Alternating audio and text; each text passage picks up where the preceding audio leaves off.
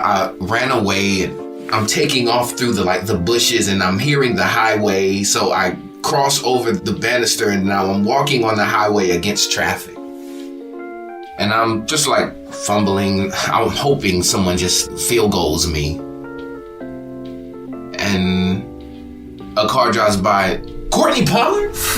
It's one of the football moms that recognizes me, takes me in. My parents hear that I'm there and they retrieve me. And my dad treated me different every day since. He said, anything my son will fight me for, I support.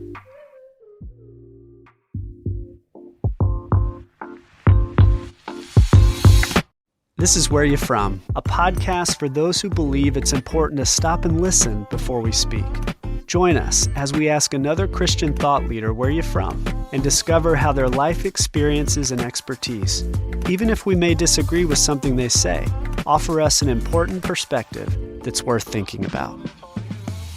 Welcome to Where You're From. I'm Rasul Berry. When have you pursued something you love, despite people telling you you'd never make it? Have you ever been criticized for pursuing a calling? What would you do if the choice before you was to either follow your calling or give it up to please the people around you? Today, we're talking with someone who knows what it takes to pursue his calling despite the resistance of the people closest to him. Courtney Jamal Pollard, best known as Molly Music, is a Grammy-nominated recording artist, singer-songwriter, and producer.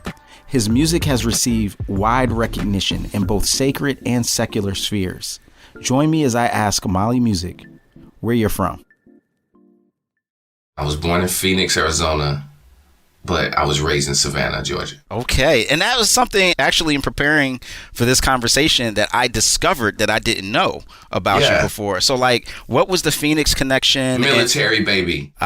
So Phoenix was where my mother was at that specific time when I came into the world. I was soon sent to Savannah, Georgia with my grandmother. Wow, that's interesting. So you didn't go to Savannah initially with your parents? No. My mom was still in the military. From what I know, I came up with my grandmother very early. So was that hard growing up for a time without your mom? Well, it wasn't without her because I didn't really notice because we were so cocooned. It was such a village, and I'm also on a mountain of cousins. So this is where all the children are. So it's cool because we got to see a generation above us, brother, sister, cousins, and then there was us who was just like them, but we were just a younger pack and just taught to be together. So my mom, she was there, and if not there, then it was my eldest sister, who was my little mom. Yeah, you know, a real village. You had a real village situation. What about your father? What kind of connection was there? Yeah, well, that was distant. I didn't know my biological father. Early. That was something that I saw at 18. I asked my stepdad. He gave me my direction in my masculinity, my understanding and the sensitivity of being a gentleman. He gave me all of my correction on character over anything else. And that blessed me, the things that he instilled. But my biological father wasn't necessarily there to do that. But when I turned 18, I wanted to connect with my biological father, so I did. I asked my parents and got some information from my grandmother, and my biological father lived in Tunica, Mississippi, where he died. Got it. Tell us a little bit about, for you, what was it like to grow up in Savannah? I knew nothing else, and if I'm very honest with you, I may not have even noticed Savannah. I was so enthralled with music, and the portion of Savannah that I took was from my church and inside of my ministry, because even though Savannah is beautiful, it represented the world to me. But it was also crazy because I didn't notice how deep south I was. So all of the cringing experiences that I was getting day to day, and then the things that my relatives were enduring and complaining about that night would be heavily racial issues that I thought was normal. So yeah, I was deep south, but I never noticed it until late, because I just was so into music and it was just about home and church. Yeah. When do you remember first connecting with music? Early. It's how I learned. Like, I was telling the story recently to my loving queen, and I was telling her that my mom was so very good with me. She had epileptic fits when I was in her womb, so she was suggested to sit down, which was torment to such an active woman. But she obeyed, and I have just a very strong sit-down bond, you know. She chose me over her for that time. My mom, even now, would complain about being heavily dyslexic.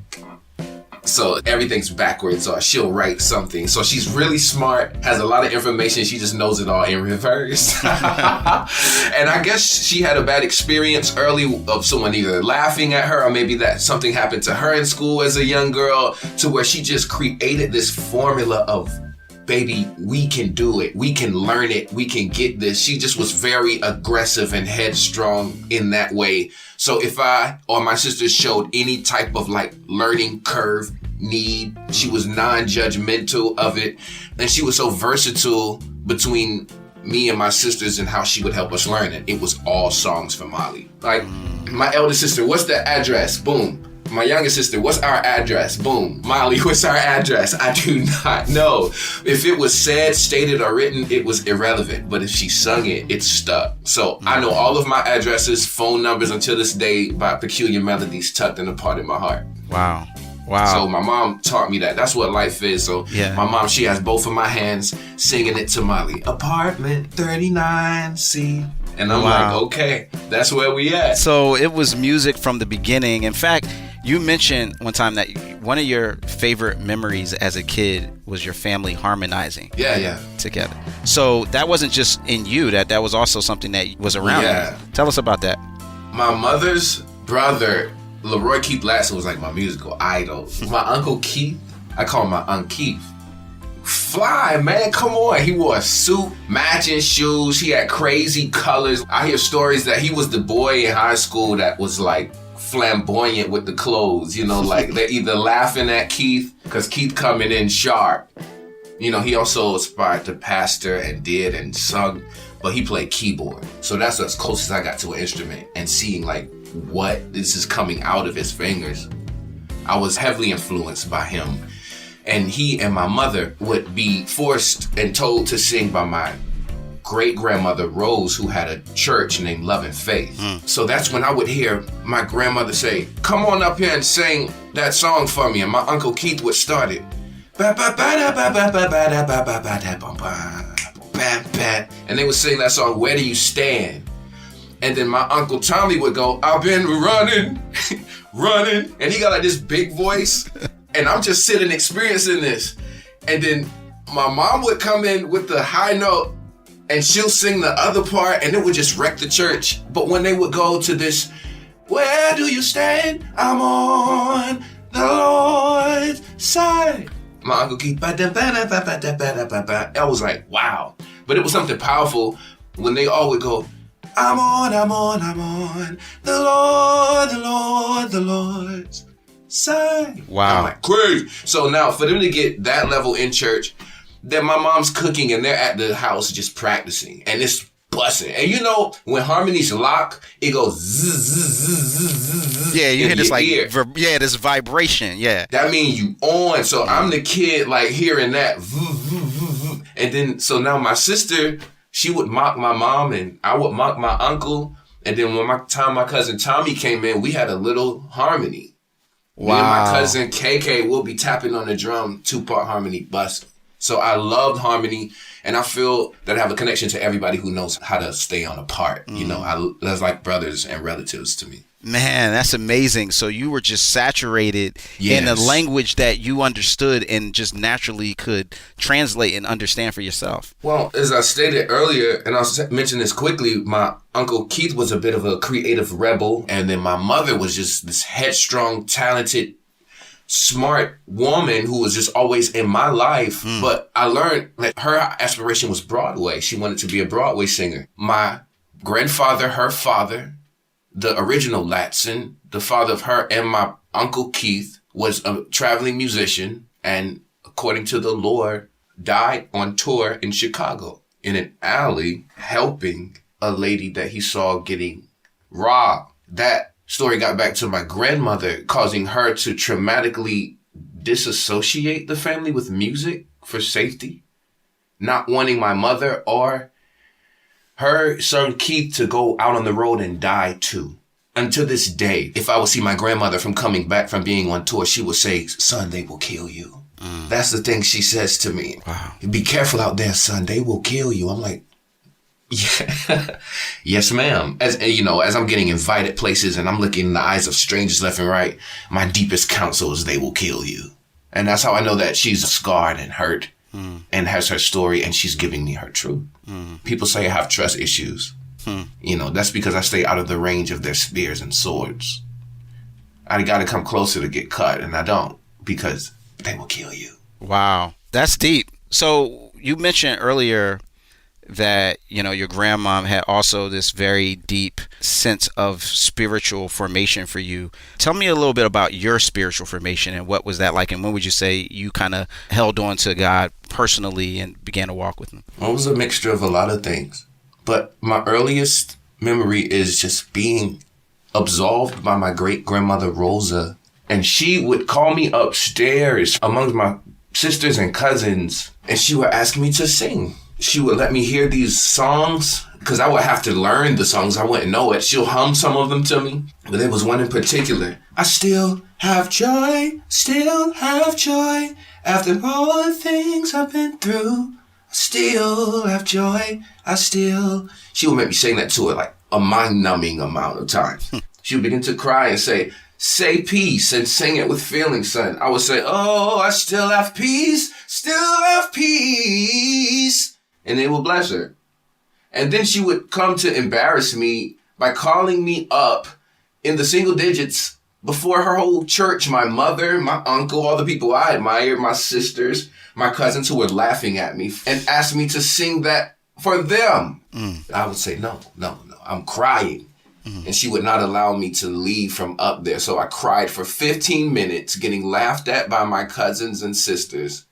My great-grandma would not let me leave until I got it together in front of everyone and sung that song. Wow. That's when I feel I was formed. That's when I was like, well, fear doesn't work. Crying doesn't work. And they're not about to just laugh. So now since then, I just would come out just guns blazing because, that was the last time there ever was a crying me on stage. Wow. Boy, when they say they don't make them like they used to, I mean, that's intense. She's just like, I'll wait. You just... Because I know what's in there. That's so deep, man. And to see how that early relationship with music was formed. You mentioned they would call you Molly. So, that was an early nickname for you? Yeah, from my mother. Okay. From whatever that bond was. My name's Courtney Jamal Pollard. I hated being a young black Courtney. Yeah. What some people don't know about you is your athletic prowess. So tell us a little bit about that journey. That was unexpected. Actually, I was the kid that didn't do homework but had 110 on chorus on my report card. I was trying to make the statement, guys, you don't make me learn anything else, mom and dad. And they're like, boy, stop sabotaging your life. Do this work. What are you doing? I actually got into football or anything late. I was going straight music. I was already accepted applicant at Savannah Arts Academy, where I was going to just meet more violinists and go deeper down the wormhole. But we had a field day where I got a chance to play these sports. That's when I started getting exposed to the jocks. So now there's this breed of people who come out and they just know how to move and they know all the rules. But I understood through singing how something subtle could affect a crowd. You can go, ooh, and they'll go, woo. So people are emotionally connected to what my feet and body are doing. And so the concept is to not let this guy get me. Okay.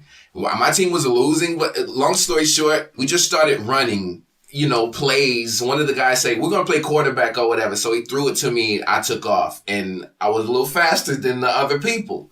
And then I was faster than the next play. Then I started recognizing that everybody started going, oh, when I ran. So I started running fast. This apparently started getting attention of the coaches as I just could not stop scoring, I guess. So I started learning the concept of the game, got out of music a little bit, and just I like the part where I run and score. So they asked my father after school if I could try out for football. My mom says no. I wanted to try out because I just wanted to test my manhood against the jocks. And I had much success me and my dad he snuck and let me try out.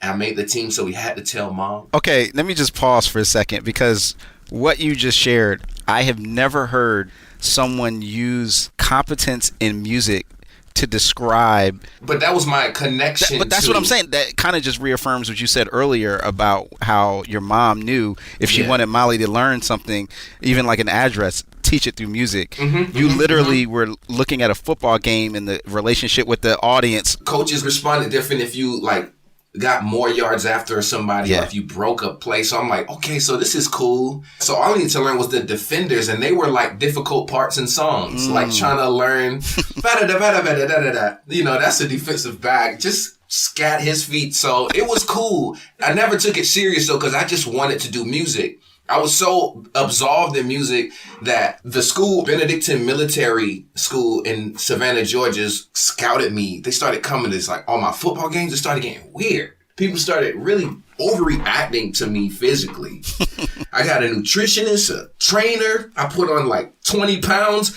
I got shoulders, back, abs, chest, and all I want to do is sing. So that made me want to disappear. So I loved falling into just the shadow of the Most High, disappearing in worship, because it was so much pressure to perform on every level of my life. Academically, athletically, I had to know how to make this person feel just to stand in an elevator with them so they wouldn't feel like they were in danger. I had to know how to speak. Just a different life. So music was just a beautiful... Wow. So how did that end up resolving? Because obviously you're still getting attention football wise. Well, yeah, it got crazy because I got scouted by all these teams, but all of a sudden dad's busting now. So then that gave me an extra umph, because I'm like, my dad doesn't cry out for me. My dad doesn't say anything unless it's Shaq, Jordan, or something like that. But he's really loving me right now. He's like, let's go, Molly.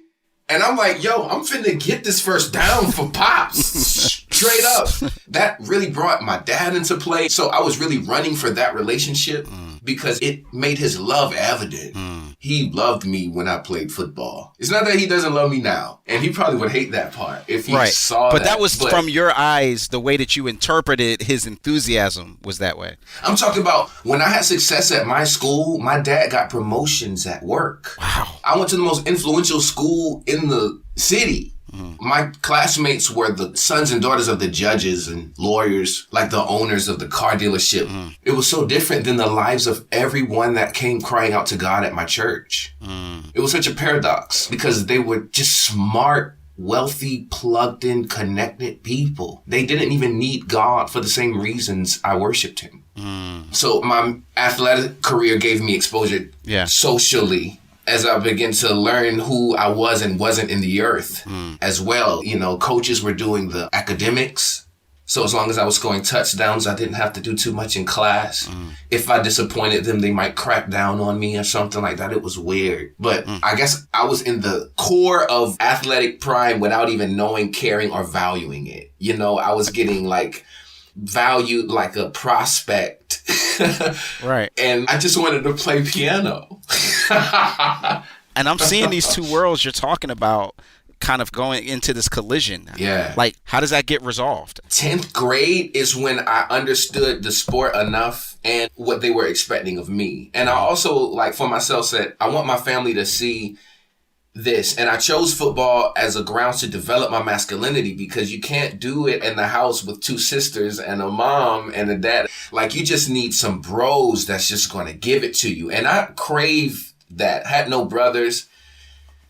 So I like when the gloves come off because no one has to talk about how strong they are anymore. Just come on, let's go. And then I just started getting basic respect on who I was as a person and what I could do versus how I didn't focus or process like the jocks, but I did run a 4.2. That's what made the guys crazy. They would say quick as a cat in a hot tin roof when I would get the ball. So anyway, that was football. That felt good. Pause. I just got to let people know when you said a 4.2 40, that is elite professional football level That's what speed. everybody kept saying. I just got to say that out loud for those that may not know that. That's like your favorite running back or wide receiver probably doesn't run that fast as Molly was running. Okay, but I didn't mean to cut you off. So, all right, 11th grade football. That's when it started peaking athletically. Right. I started getting scouted. I'll be sitting amongst my peers, and the coach would come and give me rubber bands of envelopes from Georgia, Florida. So now I'm getting all these like cool emblems, and they're getting sent to my house, and me and my dad are getting invited to like games.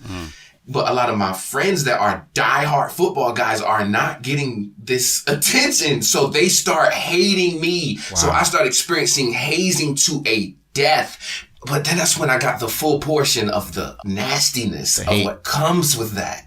And also the world started opening up because, I mean, you get kind of love as a singer, but as a public out athlete, just all this different type of stuff that I just was not exposed to already for. 12th grade comes.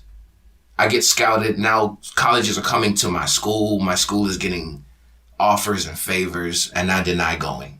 I don't want to put my body on the line to say that that's how I'm going to make my money or that's how I'm going to serve anybody. I didn't want to be cattle. So I said, I'm not going to do it. I wasn't hurt. I wasn't injured. I could go as far or as fast as anybody that was out there, but I just didn't want to be practicing or trying to compete against another group of guys. I'm not that interested in this. So no. And man, it blew up. It blew up. I thought it was just high school football. I thought you could go to high school and play whatever you want. I did. It was great. It was football, but this isn't my relationship. I'm not with this. Yeah. I'm graduating and I'm trying to go on. Me saying that I wasn't going to play football caused me to not get, I couldn't even graduate. Right after I said I wasn't going to sign and go college or anything, my coach like jacked me up on the locker like, Pollard, what are you doing? Such a waste of talent. You have all this God-given ability and you're going to waste it to make rap beats? Wow. You know, I'm like, well, coach, I love music. I thought you and everybody knew that. And I make great songs. Like, I make songs of worship. I don't make rap beats. But dang, that was kind of a stab that made me always want to do great music because I know that people were going to be looking at me and saying, oh, I know exactly how he sounds.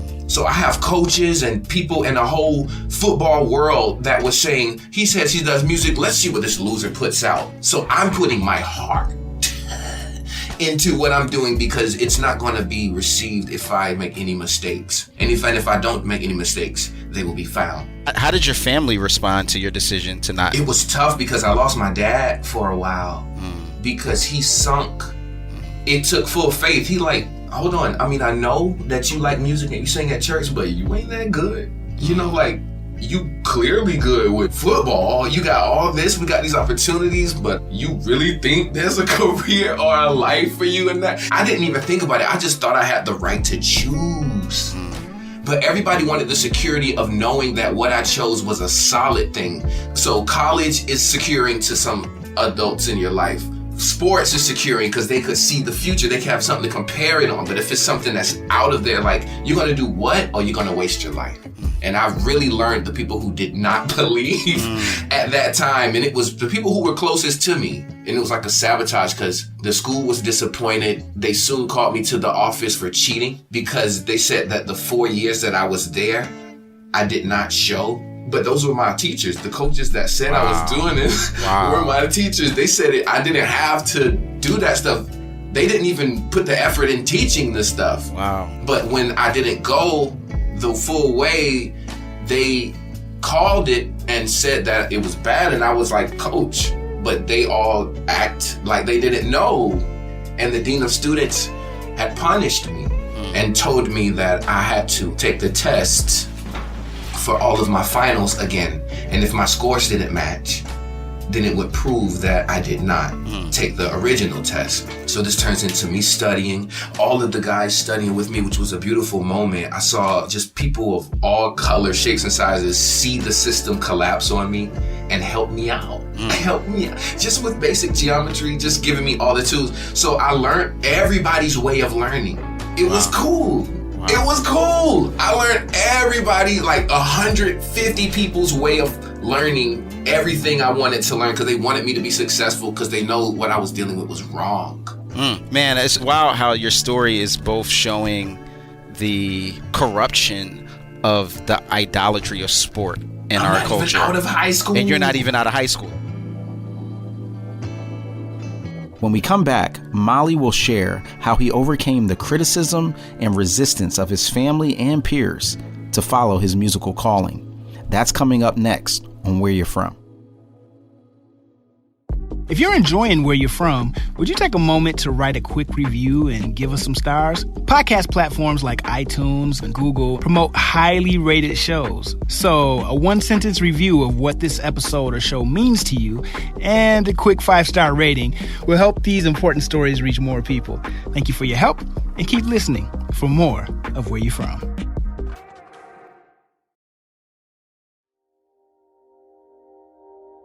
This episode is brought to you by smallgroups.com.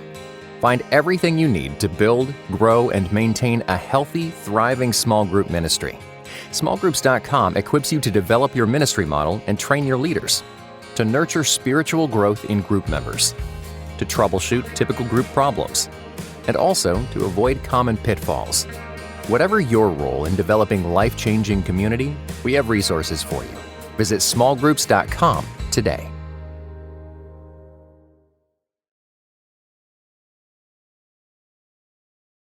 Hey there, friends. This is Ryan Clevenger, and I'm one of the producers for Where You're From. Before we jump back into our conversation with Molly Music, I wanted to share a quick teaser from our next episode with Dr. Christina Edmondson and Chad Brennan. Think about what it would take for a slaveholder in America to go to church every Sunday, right? Or to take communion, to declare the gospel of Jesus Christ, and then come right back to their property, see people suffering, sell off children, know that there is forced breeding of people. I mean, to do that and still feel like that in no way prohibits them from coming unto the Lord's table. Something has to take place, both psychologically and certainly spiritually, to shape and misshape someone's discipleship to think that that is okay.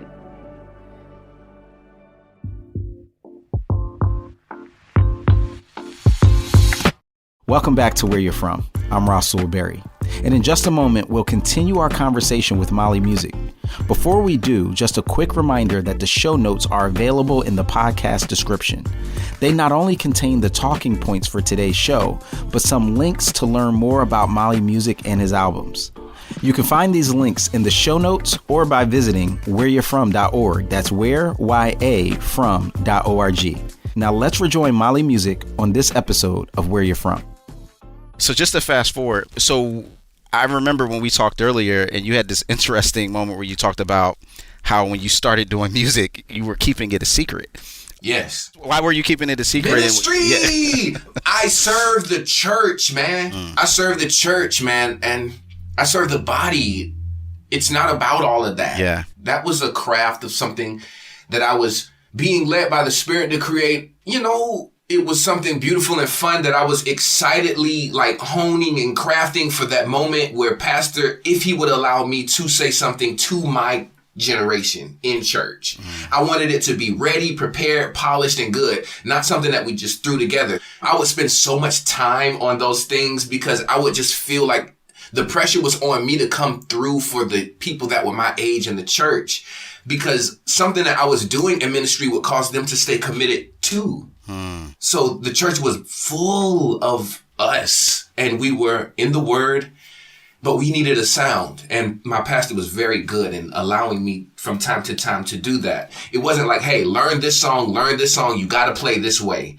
I would come in, hear his message, go down an hour before service, create something, and then he'll say, Molly, do you have something? It'll be something I wrote that day. I taught it to the praise and worship team, and now we're chanting More Than a Conqueror, because pastor's about to preach that. Now, by the time he says the message, it goes in every heart. I just started noticing those things, and I just never wanted the word of God or the words of God or the things of God to be detested or underestimated like I was for carrying it, loving it, valuing it. So when do you start to realize it goes from Savannah, from your local church, and the word starts getting out? Social media, MySpace started coming. The songs that I would be like, Dad, but I'm working on something, were what I would be posting on my MySpace page at work. Which is actually why, like, my boss came in and said, hey, you were using the computers here to post these things or whatever. It seems like thousands of people are commenting to you. You've left 14 discs inside of the units from the time that you've come to now. Go do what you're supposed to do. So it'll be like 7:30. I'll upload a song that I did and it'll be like, I hate you. You know, and then I'll put it up on MySpace and then I'll go, that'll be a work day. I'll check it at my work break and my lunch break. And it'll be like, yo, 9,997 people listened to that from the time that I posted it to now. What? So I was scared of that because I didn't know what that was. And I was just so focused with ministry. And I didn't want my pastor to think that it was something that I was like seduced by. Or that I was trying to do. I was just putting the songs out because I knew they were relevant. I had my coach against me. I had my dad against me. I knew the church would have me continue to go, but that's if I continue to build their culture. I started noticing no one was actually caring about letting my foot hit the ground or even letting me make a print if they weren't by me or directing every step. And I had to leave a mark. Wow. So, okay. All right. So you realize in order to leave a footprint, that's something that you're going to have to make the move to do for yourself. Mm-hmm. So what ends up becoming the steps that you take to make that happen? My boss, Mr. Carpenter, saying that caused me to like drive off in like a bliss. And that's the first time I was like, wow, man, I did something that actually like affected something. I could see what he's saying. I could see that there is a demand somewhere for whatever's going on, but I haven't even ever all the way focused on this, trying to honor my dad making me come here. So it was my dad and my family was my main support system. Right. So I drive home and I had to face my father, who was like, you know, hey, what you doing here? You're here a little early, you know. Yeah. I had a conversation with Mr. Carpenter. He heard my music. He saw my MySpace page. That is crazy. He even knows that it's successful. I'm so excited about what God is doing. It's something really special here. Boy, go back to that job. Dad, I'm serious. It's something, you know, really going here. I'm not going to say it again. You get what I mean? I'm like, Dad, no, I'm not going back. He told me to go do whatever this is. And that was the first time I said no to my dad. I'm a Southern boy. Yeah. Hello? No. And then the concept of like the rebuttal, but I already worked there. I already did what he asked me to do. In doing what he asked me to do, I was told by what he asked me to do what I know to do. And that led into physical contact between me and my dad. Because by the time I'm going in on saying no, and I'm getting hit in the mouth.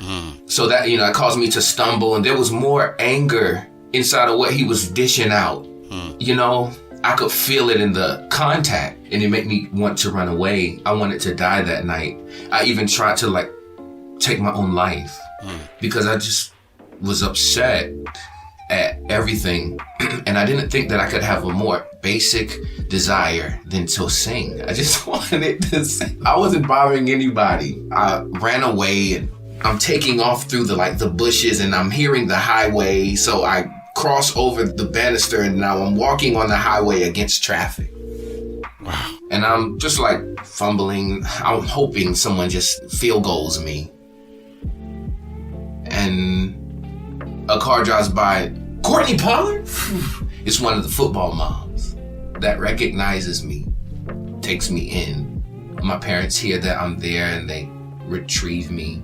And my dad treated me different every day since. He said, anything my son will fight me for, I support.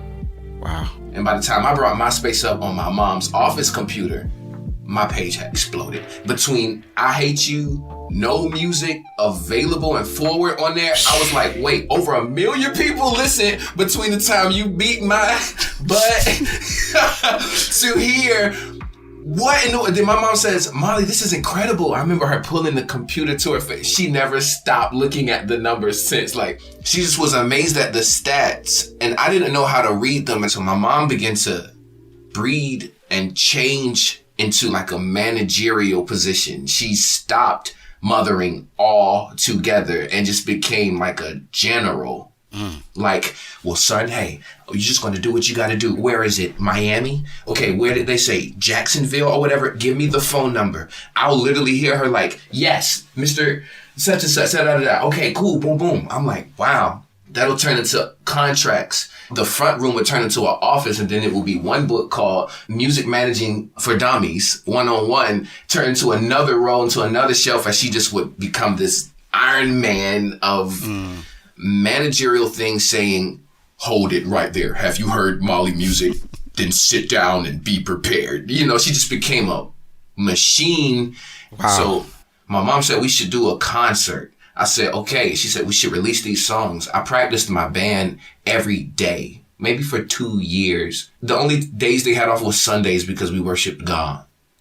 But we rehearsed constantly for hours, and we didn't need to have a concert because that's too late to be prepared. So I brought the football training mentality to my music, and they said I was a bit of a tyrant, and we lived off of that up until this day, man. Wow. We need to take a deep breath after all that you shared, because it's quite an amazing and dramatic turnaround from that night of confrontation with your dad to the embrace. When I was keeping a secret, I showed my mom and dad. Right. And it wasn't a secret no more.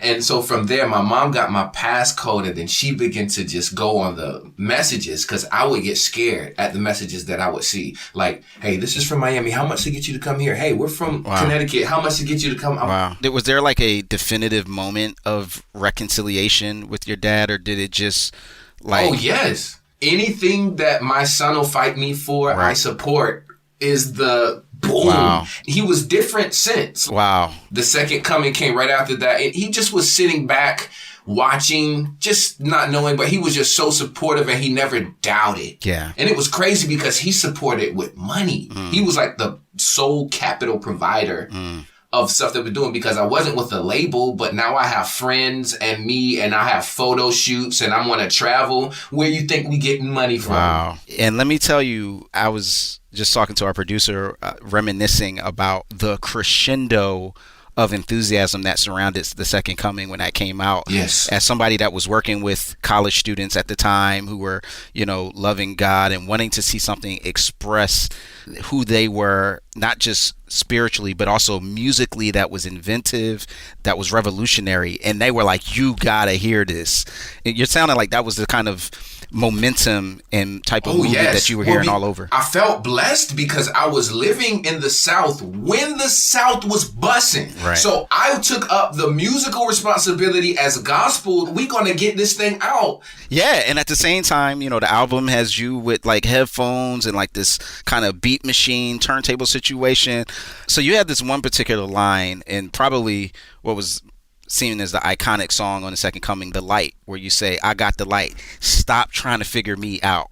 Yeah. And that line to me said something more than just something that was a cool lyric, but really that spoke to a key part of who you are, who is Molly Music. Tell me a little bit about that line and its significance to who you are. It'll be a waste of time if we have 10 minutes and you're trying to find out who I am without listening to my songs. And that's what I wanted to say to people. Like, guys, you're listening to my music because I communicate in song. Yeah. I wrote recently in my journal, I lose something when I become an idea. Because when you have an idea, it's created in your mind and you don't need me. You have the idea of me created by you, so you always will be comforted by your version of me without actually knowing authentic me. Right.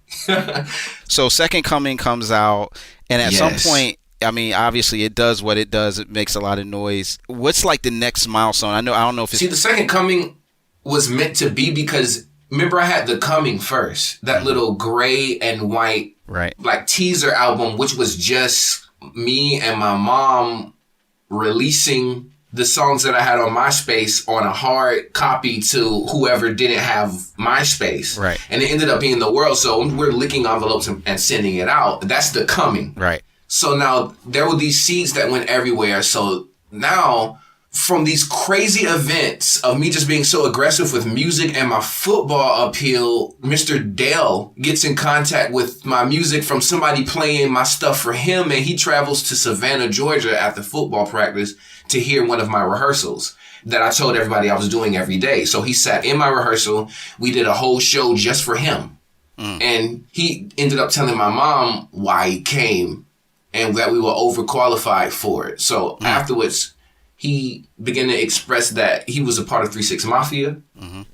They had this big hip hop deal where they had to release a group album, and then they had personal albums, solo albums that they would release in the deal, and that will make up 4 albums. They released the group joint, and they had that big song from it.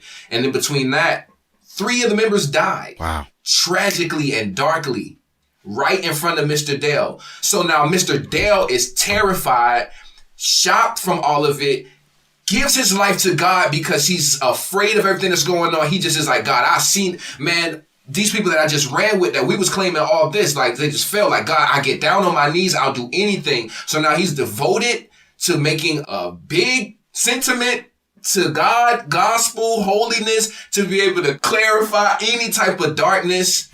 You get what I'm saying? And to also put the word forth. So now Mr. Dell is this diehard preacher in Tennessee from this rap group 3-6 Mafia that's shocking people because he preaching so hard, but he's seeing the death. And he got the deal and he got the industry. So I love that. So I connected to him heavy. Fast forward that, he comes to Savannah. So now he hears what's going on with me, and we connect, and my album Second Coming was released as a hip hop album to the world because it was qualified as one of the solo albums under the 3-6 Mafia record deal. Wow. So that's how the whole world got to hear my album, because it filled in one of the solo slots of one of the deceased members of the group. All the label that they were under needed to do was distribute something that sold, and nothing sold like Second Coming. Wow. So now I got all this respect in the hip hop world.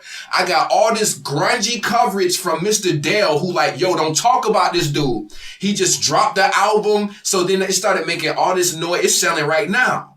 It's selling right now under like a hip hop genre. So already I didn't belong to gospel on the category of shells from the beginning. Wow. And I wasn't marketed where none of my colleagues were. I was like marketed where God knows how.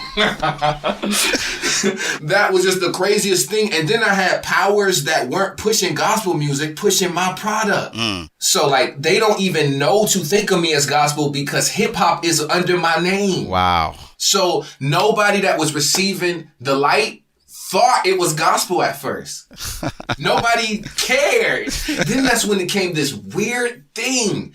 Now the church cared. By the time it gets to song 6 or 7 and Yahweh and all that come on, now, the church got their hands up. But between I Hate You, where they wasn't sure about what was going on, The Light, I was introducing the kingdom to the people. Wow. I was introducing us to the people. They were listening to it wrong. Okay, so I love that, listening to it wrong. Like, you get what I'm saying? Yeah. What do you think is the lesson in that for believers or for the church? You gotta trust God, man. You gotta trust God. And I just love that music is just gonna be connected to what God is doing. Right. I was singing those songs and I put out everything that I could. Right. One of the criticisms that oftentimes when people who break out of the sacred secular divide, that these artificial walls that we put up, is that it feels like, well, but they not just impacting people like the old ways that we used to do it is. Yes. What has been maybe elements or aspects of connection, of influence that you've seen that you're like, y'all have no idea how me flowing in this way where I'm not compartmentalizing myself, but I'm exposing it out, that it's influencing people? What have been some of your own experiences and moments where you kind of hang your hat on that and go, that's just a reminder of that same type of influence that I was hoping would happen when I was on that MySpace? Oh, wow. Man, I cannot complain. And I've had so much like success, mostly in things that I didn't expect it or know even came with it in. Because my success would be if I could just get this accurately created and to the people unchanged, that's a success. But I didn't think about there's a result of me getting them that quality content. I would get questioned since the Moving On Grammy opportunity. And then I would release Miracle and people would say, you know, Molly, are you past your prime? I remember being asked that, are you past your prime? Wow. I guess I've been doing it so long, they're ready for me to start going down, you know, like he has to stop at some point, you know, is the unanimous vote. But I'm going to continue to give it all. And it never was about my power. The line after stop trying to figure me out is it ain't me, y'all.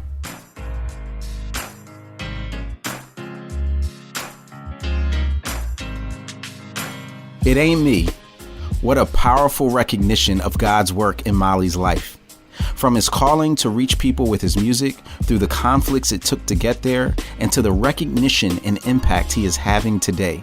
Molly sees that it has been God working through him at every step. I'm Rasul Berry, and remember, it's not just about where you're at, it's also about where you're from. This show was produced by Daniel Ryan Day, Ryan Clevenger, and Jade Gustafson, and was engineered by Gabrielle Boward and Kevin Burgess. I also want to thank Crescentia and Londa for their help in supporting and promoting Where You're From. Thanks, y'all.